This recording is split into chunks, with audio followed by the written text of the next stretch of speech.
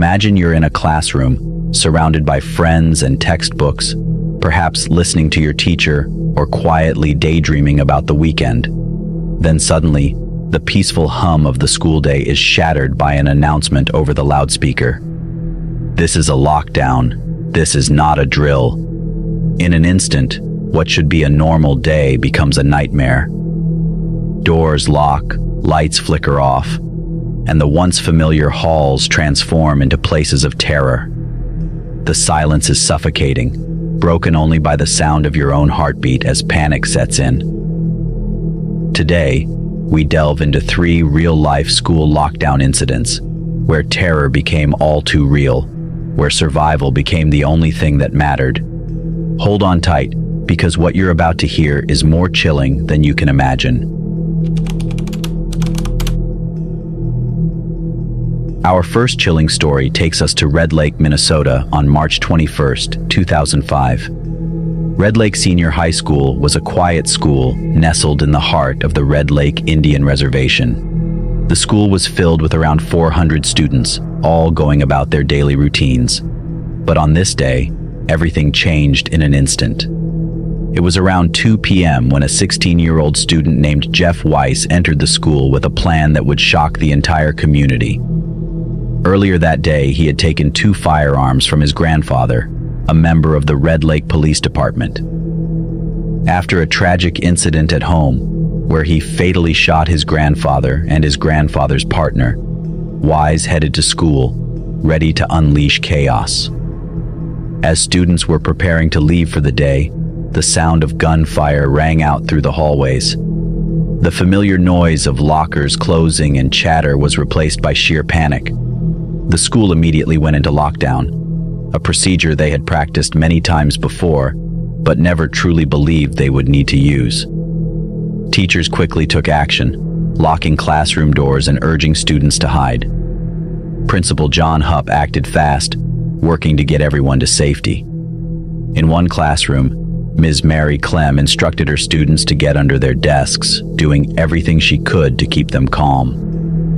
The fear in the room was overwhelming as they listened to the chaos unfolding outside. Weiss shot and killed 7 people at Red Lake Senior High School, injuring at least 9 others. Among the deceased were an unarmed security guard at the school entrance, a teacher, and 5 students. When police arrived, Weiss engaged in a gunfight with them. After being wounded, he took his own life in a classroom. At that time, it was the deadliest school shooting in the United States since the Columbine High School massacre, and it remains the deadliest mass shooting in Minnesota's history. The aftermath of the shooting left the Red Lake community in shock. Families mourned the loss of their children, and the school had to confront the emotional scars left behind. Counseling services were made available for students and families trying to cope with the tragedy. The Red Lake Senior High School shooting remains a haunting reminder of the vulnerabilities faced in schools. The bravery of teachers and staff during that horrific day showed the strength of a community in crisis. However, the pain and fear of that day still linger, leaving many wondering how such violence could erupt in a place meant for learning and growth.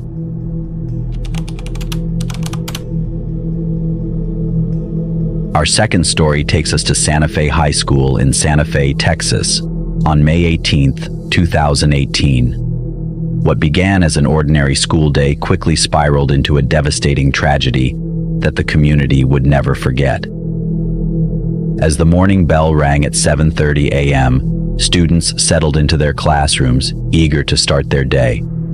Just minutes later, at approximately 7:32 a.m., a 17-year-old student named Dimitrios Pagortzis entered the school armed with a shotgun and a .38 revolver. He opened fire inside the school, targeting both students and teachers. The sound of gunfire echoed through the hallways, sending students into a state of panic. Many scrambled for safety, hiding in classrooms and barricading doors. Others rushed outside, desperate to escape the chaos. The school went into lockdown as the horror unfolded within its walls. In total, Occurrences shot 10 people, killing 8 students and 2 teachers. Among the victims were 17-year-old students Sabika Sheik and Chris Stone, and 25-year-old teacher Ann Perkins. At least 13 others were injured, with some suffering serious wounds. As law enforcement officers arrived on the scene, they quickly apprehended Occurrences. He was taken into custody without incident. Following the shooting, he was charged with capital murder and aggravated assault. Initially, he was held in juvenile custody, but later, authorities decided to try him as an adult due to the severity of the crime. In the days and weeks following the tragedy, the community came together to mourn and support one another. Vigils were held to honor the lives lost, and many students spoke out about the need for better school safety and mental health resources. The tragedy prompted national discussions about gun control and the safety of schools, leading to protests and calls for legislative change. Occurrences was later found to have exhibited concerning behavior prior to the shooting, including posting alarming messages on social media. This raised questions about how such warning signs were missed and what could have been done to prevent the tragedy. In March 2020, he was indicted on multiple charges, including capital murder. As of now, his case remains ongoing as the legal proceedings continue to unfold. The Santa Fe High School shooting serves as a chilling reminder of the devastating consequences of gun violence and the urgent need for solutions to keep students safe. This heart-wrenching event not only changed the lives of those directly involved, but also left a lasting impact on the entire community. The survivors and families of the victims continue to advocate for change, hoping to ensure that no other school experiences such horror. Our final story takes us to Forest High School in Ocala, Florida, on April 20th, 2018, the same day as the Columbine High School massacre, which happened 19 years earlier. It began as an ordinary school day. Students were in their classrooms, focusing on lessons, when suddenly everything changed. At 8:39 a.m., a 19-year-old Sky Bush, former student of the school, entered the campus armed with a gun.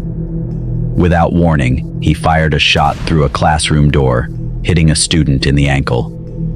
The loud bang of the gunshot filled the hallways, sending shockwaves of fear through the school. Students quickly ducked under their desks, while teachers rushed to lock their classroom doors. The school went into lockdown mode, creating an atmosphere of fear and uncertainty. Everyone was left wondering if the situation would get worse. As chaos unfolded, local police raced to the scene. Within minutes, a school resource officer arrived and confronted the shooter. Thanks to his quick actions, the shooter was apprehended before he could cause more harm. While one student sustained an injury, fortunately, no lives were lost that day. The fear felt by students and staff during the lockdown was real and intense. They were trapped inside, unsure of what would happen next. The sound of that single gunshot and the feeling of being confined to their classrooms would leave lasting memories of terror. Forest High School became another chapter in the ongoing story of gun violence in schools. The swift response from law enforcement played a critical role in preventing what could have been a much worse tragedy. However, the trauma experienced by those inside the school that day would not fade easily. In the aftermath, the incident served as a reminder of the importance of school safety measures and the need for continued conversations about violence in schools. While this incident ended without further loss, the fear and anxiety surrounding school shootings continue to impact communities nationwide. The students and staff at Forest High School will always remember that day, a day when normalcy turned into chaos in just a matter of seconds. Their experiences are a call to action for all of us, urging the need for change in our schools and communities. These stories serve as haunting reminders of the fragility of life. 1 minute, everything seems fine. The next, you're in the middle of a nightmare, locked inside a classroom, wondering if you'll ever walk out again. School lockdowns are meant to protect, but they also force students and teachers to confront the harsh reality that danger could be lurking just outside their doors. No one died in some of these stories, but the emotional toll, the fear, the panic, it lingers. Lockdowns save lives, but they also leave lasting scars, reminders of how close tragedy can be. These stories aren't just isolated incidents. They are part of a growing reality that schools face today. So next time you hear about a lockdown, remember these tales. Stay vigilant. Stay aware. Because in moments like these, survival is everything. If you found this video insightful, please like, share, and subscribe. Hit the notification bell to stay updated on more true crime and horror stories just like this. And most importantly, stay safe out there.